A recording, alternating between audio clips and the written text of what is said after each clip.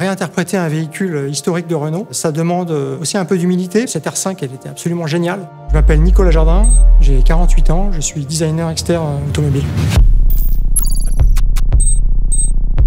L'objectif était clair, c'était de réinterpréter la R5 de l'époque, mais de la propulser dans la modernité. La R5, elle avait ce regard tout à fait particulier et on a beaucoup déployé d'énergie pour essayer de justement focaliser là-dessus et pour faire en sorte que sur notre concept, ça soit un élément prépondérant, un élément vivant même. Donc le dessin animé promotionnel de la R5 dans les années 70 nous a vraiment donné l'envie de retraduire le côté vivant de la R5 prototype. Et c'est pour cette raison qu'on a vraiment cherché à retraduire le clin d'œil iconique de la R5 de l'époque. On a analysé un petit peu la géométrie de ce phare, ses proportions, ses contours, les valeurs de rayon même, à l'aide de photos, beaucoup de photos d'époque. Et en fait, on a redessiné notre phare en essayant de faire le tri là-dedans et de garder évidemment ce qui fait l'essence même du regard de la R5. On avait aussi bien sûr toutes les libertés d'aujourd'hui, puisqu'on a des technologies aujourd'hui, par exemple la technologie matricielle qui permet de faire des phares extrêmement compacts. On s'est inspiré des anti-brouillards de la R5 de l'époque pour intégrer dans la partie basse de la R5 prototype des feux diurnes qui sont ces gros carrés coins ronds. Le logo prend vie en s'allumant et déclenche une animation lumineuse qui s'étend jusque dans les phares.